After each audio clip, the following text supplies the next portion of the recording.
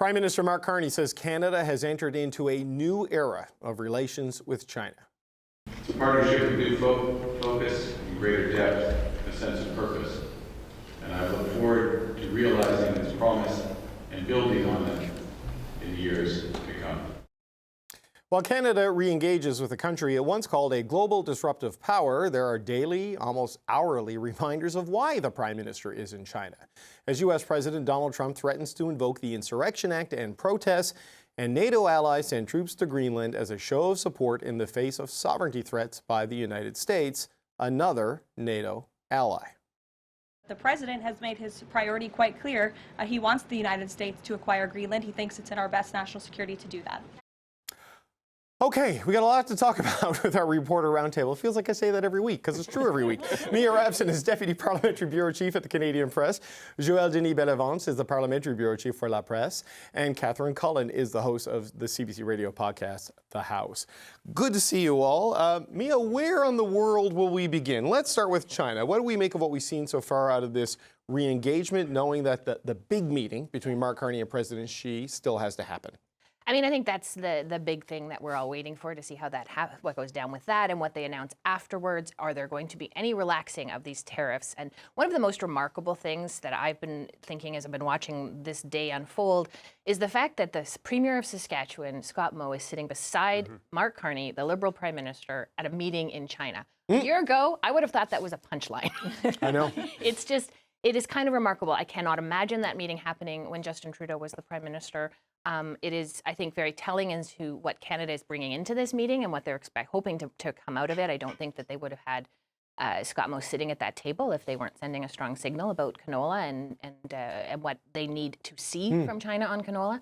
So I do expect some kind of movement on that. I don't think it's going to come off the table entirely, but I think that it will look quite bad for the Prime Minister if there is no movement on that file after this meeting with the Chinese president. Yeah, and Catherine, the interesting thing about one of the interesting things about Scott Moe being there, because I think it was Kristen Everson, who's a producer on The House, got this statement that Scott Moe just happened to be in the region and he cut short a vacation to join Mark Carney. So, it just shows how urgent all of this is and just how different all of this is. Yeah, I mean, I think it's really interesting to zoom in on this idea of a new era, which we're hearing both from the Canadian side and the Chinese side. And on the one hand, you can understand why everybody might like to turn the page a little bit. It is very clear that the way that relationship went under Justin Trudeau, there were things that were certainly mishandled by the Trudeau government in terms of things getting off track. But I don't think Canadians have forgotten. I mean, David, you had one of these folks on your show earlier today.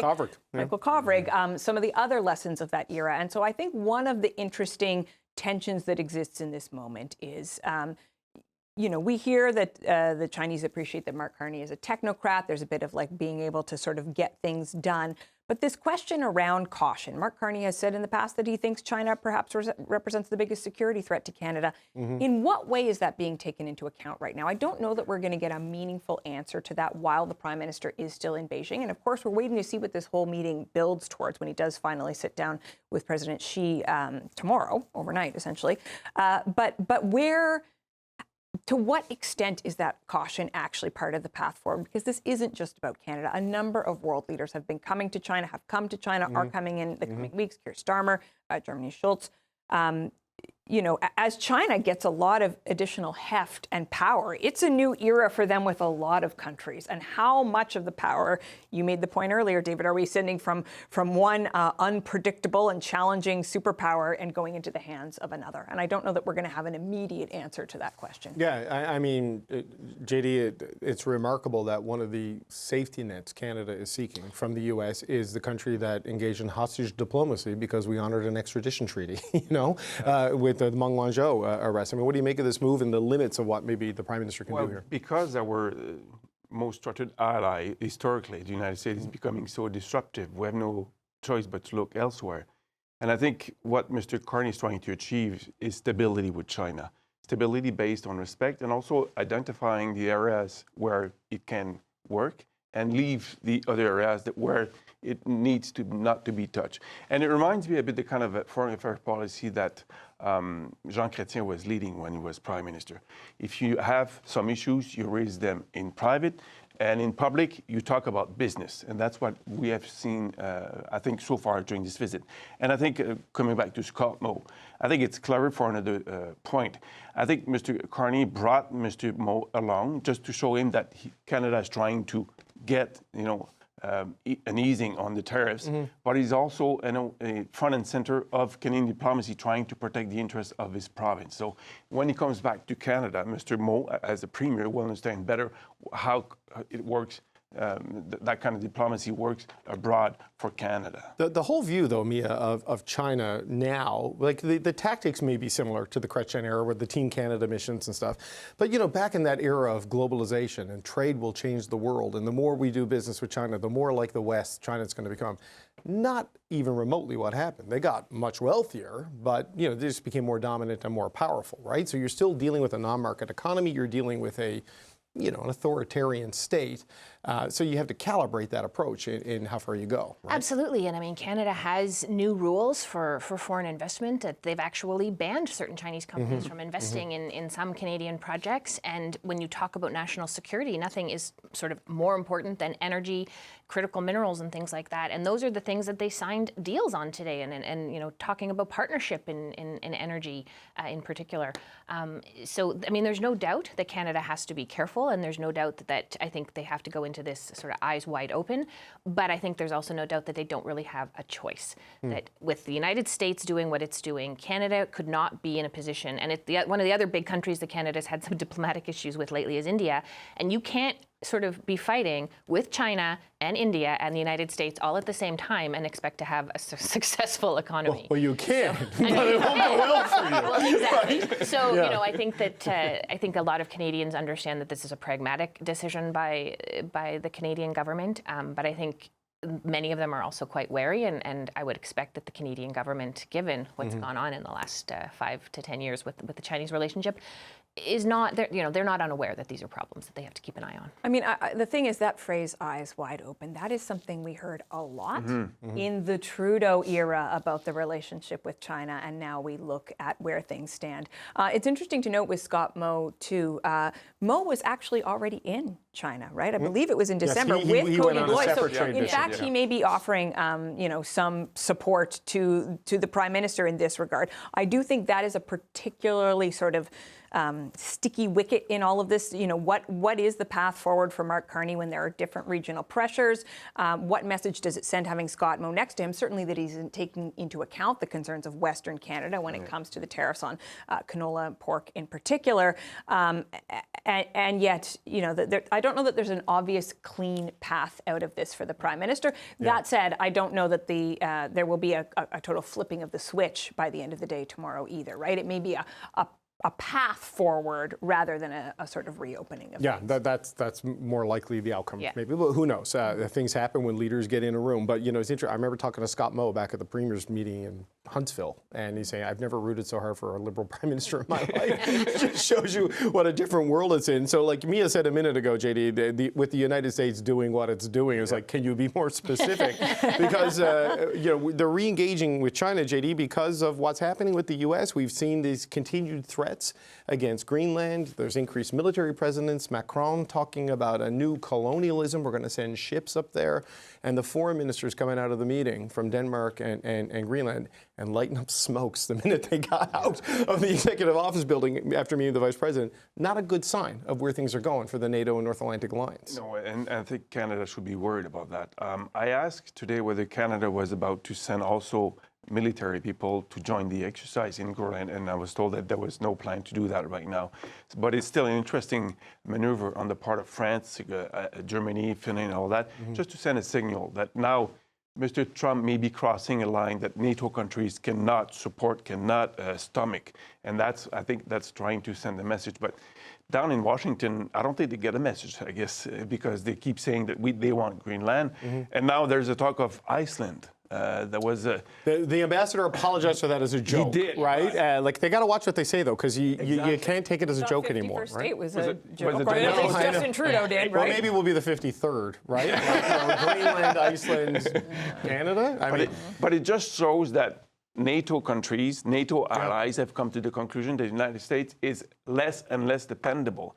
And On the flip side, though, what I think should be reassuring for Canadians is that the military people in Canada and the military people in the United States, it's business as usual. Despite all the noise that Mr. Trump is making, despite all the threats that he's throwing left and right, the generals in the military in Canada and the same thing in the United States, they keep talking. Regular stuff, it's business as usual. And that, I think, for now, it's very reassuring. But you know, Mia, whatever's happening up north is happening. But the threat of the Insurrection Act being invoked for Minnesota, where ICE and their actions have largely, triggered this response from the population there. And now the president is talking about sending the military in. We were talking about this earlier in the show, and I was like, the through line from what you see from the ICE agents in Minneapolis to what we're seeing on the global stage is do what we say and you won't get hurt. That's kind of the mantra right now that is coming to the world from the U.S. administration. Absolutely, and it is can't go without noting that he is threatening action in Iran for them going after protesters when he is threatening to go after protesters himself in his own country. It is, it's sort of like, how is this the reality? This is not a movie. This is real life. These are threats that I think a lot of people are very nervous about. The rattling of military threats from the United States in almost every direction right now is something that has a lot of people on edge. And he seems to sort of bring it to the brink and then pull back just a little bit. I mean, earlier this week, he sort of suggested that some kind of attack in Iran was imminent. That kind of pulled back. Today, he was making some softer noises about Greenland, but, wait till tomorrow, it might get ramped up again. So I think the unpredictable nature of this president, the fact that he is threatening to do what a lot of people have been worried that he was trying to go down this route for months to begin with. People they don't know what's going to happen next, and it's unpredictable. And I think that, again, underscores why Canada is now turning to countries like China and India as stronger partners. Well, I mean, his unpredictability is a great source of his power. Perhaps his biggest source of power is the way in which he leaves all of us, but certainly other world leaders, sort of constantly surprised, reacting to the next thing, never on stable footing. We had the former Chief of the Defence Staff, Wayne Eyre, on the House this weekend and asked about this comment by the Danish leader, this idea that NATO could be destroyed if Trump does indeed go ahead with this. He agrees, absolutely. He says NATO could shatter here. He says, you look at human history, it is a cycle of order, disorder, reorder. The actions that Donald Trump is taking right now, be it in Venezuela, the comments about Greenland, an accelerant on that historic process. A very sobering conversation. I think it's always worth noting, though, when we talk about Trump and Greenland, that just some of the basic logic here, I don't think it changes the facts of what's happening, but it simply does not hold up. That if Donald Trump believes that he needs Greenland because Russia is a significant threat, then he would be behaving differently towards Vladimir Putin than he is.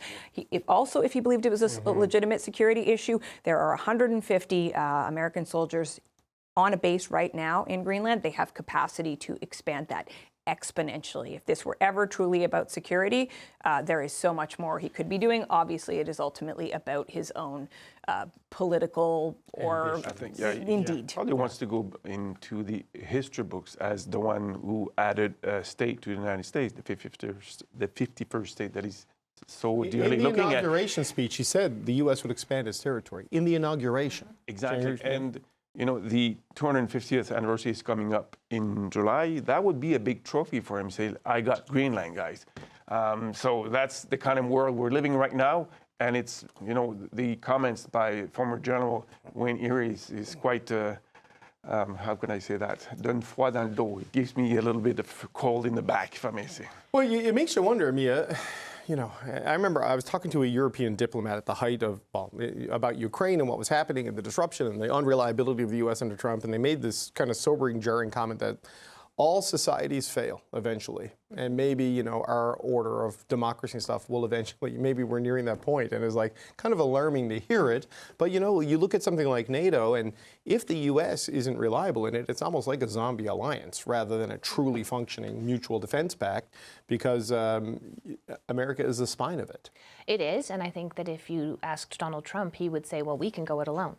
The rest of NATO countries need America probably more than America needs the rest of NATO countries. And the reality the reality that the other NATO countries have kind of allowed that to happen is on us and them.